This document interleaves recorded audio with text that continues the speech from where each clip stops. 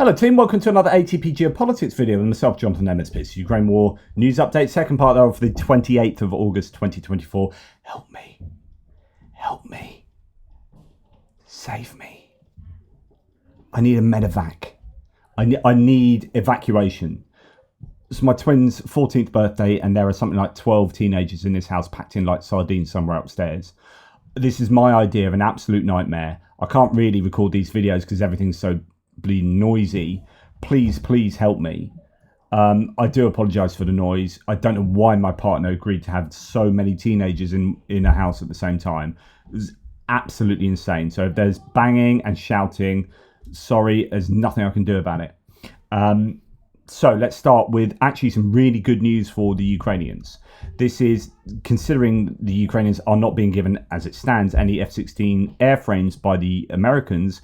The Americans have been awesome in providing some what seems like exclusive capabilities for those planes. The Ukrainians received from the US an exclusive version of an electronic warfare system that turns F-16s into real invisible airframes for Russian radars, according to Defense Express. The systems are so advanced that even other NATO countries do not have it.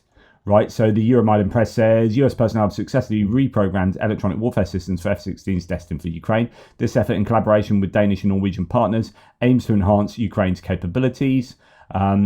So both Ukraine and Russia's militaries heavily rely on unfettered access to the electromagnetic spectrum to achieve commander objectives, and both sides have continuously engaged in electronic warfare through techniques such as jamming and spoofing throughout the war to achieve spectrum superiority. Most reprogramming centers would have said no way when approaching this challenge. It's uncharted policy, said the 68th EWS chief engineer. We looked at each other and said, if not us, then who?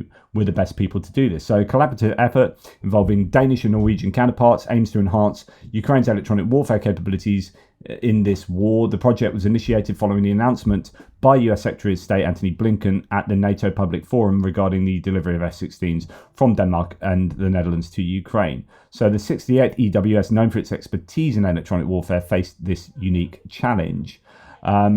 So the squadron assembled a team of experienced experts and young engineers who worked to understand and reprogram the unfamiliar electronic warfare system and utilized data provided by Denmark and Norway, and even sent members overseas to work directly with partner nations in their labs. The collaboration has led to improvements in reprogramming processes for all parties involved, with Ukraine now being onboarded as an official foreign military sales case for the 68th EWS. The unit will continue to provide reprogramming capabilities based on feedback from actual combat situations. Quote, when you're talking about a near-peer conflict and you need all of your coalition partners to operate with the same playbook so you can achieve spectrum dominance, stated the director. One F-16 with a reprogrammed pod won't achieve air dominance alone, but it may give you a pocket of air superiority for a moment's time to achieve an objective that has strategic importance and impact. I mean, we're talking about really small windows of time that if you can get a bit of superiority, then that is all you need. So DVIDS, don't know what that acronym is, did not mention which electronic warfare system is in question. The Ukrainian military portal Militarny says it's known that Danish and Dutch aircraft were equipped with AN ALQ-131 and ALQ-10, the Danish version AN ALQ-162 systems. In particular, Dutch AN/ALQ-162 systems were integrated into ECIPS pylons, so those who know their planes and the fixtures, go for it, which arrived with the first Dutch F-16s in Ukraine. These systems detect emissions and operate off enemy radar systems, such as anti-aircraft missiles and radars of aircraft and air defense systems, and interfere with their detection and guidance to the aircraft. In other words, the kind of jamming, radars finding you, and the ability to acquire you as a target. For over 2 years, Ukraine has sought US-made F-16 fighter jets to enhance its air defences against Russia's air superiority. The first 6 jets have reportedly come from the Netherlands a month ago. And remember, we found out yesterday that instead of 24, they're going to be providing 30, the Dutch. Media noted that Ukraine could currently receive about 10 F-16s at most by the end of the year. So good stuff there. Ukraine has said it urgently needs Polish MiG fighter jets and Poland's assistance in intercepting Russian missiles. So both jets from Poland to be given to Ukraine that are due to come, and also the ability for Poland to shoot down missiles inside Polish airspace and possibly a little bit into Ukrainian airspace. And that's come from Zelensky. Now, in response to this, Poland's responded to Zelensky's call to transfer MiGs, saying the delivery is possible, but only after receiving new planes. So it's this Ringstausch kind of thing, or not quite Ringstausch. They will give MiGs once they have bought in their replacement, which are F-35s from the US. So the Minister of Defense for Poland has said that the transfer of MiG-29s to Ukraine has been delayed until 2026, until Poland receives new F-35 fighters from the US, and they are, I believe, like quite hotly demanded at the moment, the F-35. So the minister noted that Poland has already provided all possible assistance and is making decisions based on its own security. So it doesn't want to give away the MiGs until it's got that cover. That might be an ongoing negotiation because the MiGs are pretty old, but they are what Ukraine can use and do use regularly, and they lost a few of those recently too. So the EU considers, moving on now, EU considers Kyiv's request to train soldiers inside Ukraine. According to the media, some EU member nations fear that training on Ukrainian soil will lead to escalated conflict with Russia, according to a document obtained by Politico. However, I mean, this is not new, but it's the EU discussing this maybe centrally rather than individual nations talking about this. So we've heard that France, some of the Baltic nations, a few other nations have said, yeah, we're in principle up for this. But it would be great if it came from the EU as a whole, obviously. And my personal opinion is you should start moving in troops or training personnel from smaller nations, such as the Baltic nations, maybe Sweden or somewhere like that. And that would not incur the wrath of Russia so much. And it's a bit like mission creep. And eventually, you know, some trainers from this nation, and eventually you might get some French trainers or some British trainers and stuff like that. And then it's too late for Russia to go, oh, I'm not happy with that. That would be how I would try it. Anyway, the UK in this ongoing rumbling issue with Storm Shadow, the rumbling Storm Shadow issue. UK backs Ukraine to strike Russia with Storm Shadow missiles. So the Telegraph has released another article talking about how Downing Street, so London's Keir Starmer and the government, are believed to support the weapon's use, but will not say so publicly amid disagreements with the US. So it does seem like this is a US thing. So Max24 says the UK backs the use of Storm Shadow missiles by Ukraine in Russia, but will not publicly call for the move amid concern it would provoke a row with the US, as the title to the article says UK backs Ukraine to strike Russia with Storm Shadow missiles.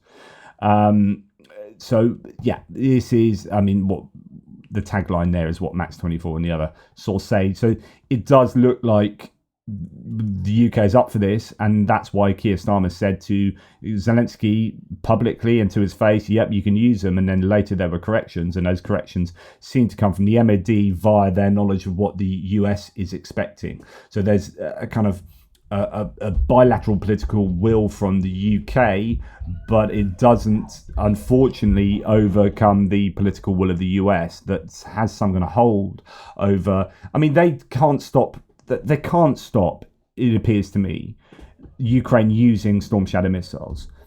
But it's a blackmail. This is how John Ridge put it. It's just a blackmail. If you do use those missiles from the UK, fine, they've allowed you to use them, you can use them. But if you do use them, I know that we're not providing them. You use them, though, we won't give you any more aid. And so it's down to the US. And it appears that this article in the Telegraph just kind of confirms what we had already been saying. Okay, we've got General Breedlove here saying, if we keep doing what we're doing, Ukraine will eventually lose. This is in Associated Press, because right now we are purposefully not giving Ukraine what they need to win. So Ukraine's daring ground offensive has taken the fight to Russia, but not nearly as much as its leaders would like, because they say the US won't let them. So again, this is all about the US holding back Ukraine. I just hope that in this lame duck period of Biden that he has a bit of change of heart, or if Harris wins, because Trump will definitely not be good for Ukraine, but if Harris wins, that you get a clear out of people like Jake Sullivan, and then things can change. Right, Ukraine uses over 170 different unmanned systems at the front, according to the commander. We'd heard similar numbers previously, 170. I presume that's drones, as well as in aerial drones, sea drones, and unmanned ground vehicles as well. But this is just a huge variety, and this goes to the idea that there are charities, the free market, state, Ukroboronprom, state actors in Ukraine, state actors from other countries who are helping out, and the use of their kind of free market networks outside of Ukraine. So there's an awful lot of entities involved in providing Ukraine with what it needs, and that's completely different for the situation that Russia is in. And there have been these complaints that the heavily centralized system of Russia is not able to proactively or even reactively deal with the needs of the front line, the needs of the drone operators who are operating in those war zones. And so it's a real challenge for the Russians. And this, I think, 170 different unmanned systems on the front. Yep, that's a lot of stuff to get used to. There's a lot of expertise that needs to be gained in terms of these individual systems. But I guess you'll have individual drone operators maybe becoming experts in certain systems, and it's just, I think it allows Ukraine to stay ahead of the game there. Now, the new Palyantsia missile drone, so this is that rocket or that jet propelled missile drone, or whatever you want to call it. It's cheaper than its analogs, and it has been used, it's supposedly in Voronezh the other day, to create a massive detonation of the ammunition storage there. Now, it still costs $1 million. I mean, nothing's cheap in war, is it? And weapons are not cheap. So it's still $1 million a pop, but that's cheaper than its analogs. It costs less than $1 million to produce, well, actually less than, to produce one of these. And the military aims to further decrease the cost by collaborating with private companies. So it's that state-private collaboration that is taking place quite successfully, like we're just talking about with drones in Ukraine. And hopefully that missile will become even cheaper and they can scale up the production to significant numbers. We have seen today already 2 more oil depots taken out. And perhaps there are rumors that, and I don't know about this, but we'll have to see. But there are rumors that the power plant in Kazan has exploded. And this could, there it is, the people are unsure. So War Translator says, in the Russian city of Novomichurinsk, Ryazan region, a local resident captured an explosion and fired a power plant. We could be beginning to see Ukraine turn the screw on the Russian country, on the economy, on the population, by taking the war to Russia. And we've seen depots be hit. Now, if you're going to start seeing power plants be hit, this is serious stuff. So you could get an escalation from Russia, and it could start throwing around the threat of nuclear missile again. But when we start talking about the Palyantsia jet drone missile, you could see these being used much more frequently if they can scale up production and hitting targets like power plants, and that could change the war considerably. Russia might start thinking, we either cut our losses or you double down. And if they double down, where have they got else to go? They cannot recruit any more people really without a national mobilization. It's a classic dilemma. Do they do the national mobilization but have economic suicide? Do they continue doing what they're doing and just allow Ukraine to hammer their oil depots and their power plants, in which case it's economic suicide? Or do you pull out the war, have a change of regime and say Putin, well, I don't think Putin can pull out from this war and keep his head above the water. I don't know, maybe he can, but my thoughts is that he's all in on this, and there's an existential connection to his future and the outcome of this war. And so he will almost certainly double down. But the question then is, well, where do you go? Like, there's no good route here for Russia, and the only other one is tactical nukes. And if they use tactical nukes, then you can bet your bottom dollar the whole world would just go, okay, that's the last red line. Okay, Ukraine, you can use whatever you like, and here's the stuff to use, or we'll come and help out more explicitly. So this is a really, really important point of this war. I would suggest. Now, the government of Latvia, just to move on to something far less important, but still cool. Government of Latvia has decided to hand over another 20 vehicles to Ukraine free of charge, previously confiscated from drivers who were arrested for driving under the influence of alcohol. This is something, is it the only Baltic nation, or is there another Baltic that does this? I can't remember. But they say that if you are caught drinking driving, then you will have your car confiscated, impounded, and we'll send that to Ukraine to help the Ukrainians. So that is still happening. Good stuff there. Okay, since the autumn of 2022, Spain has trained more than 5,000 Ukrainian soldiers. So just to keep some good Spanish kudos going and whatnot. So 5,000 soldiers have been trained in Spain. About 2,500 Spanish instructors took part in the training, according to the MOD in Spain. So good stuff there. Now, War Translator says the Russian MOD has reported this morning about providing drones, night vision devices, radios, and other equipment in sufficient numbers to the Bryansk, Belgorod, and Kursk groups. So the three northern or southern oblasts that border northern Ukraine, where Ukraine is attacking into Kursk and Russia is attacking from Belgorod into Kharkiv. So meanwhile, assistant to the Kursk governor, Roman Alyokhin, expressed deep frustration and concern over the state of supplies and communication in the affected regions.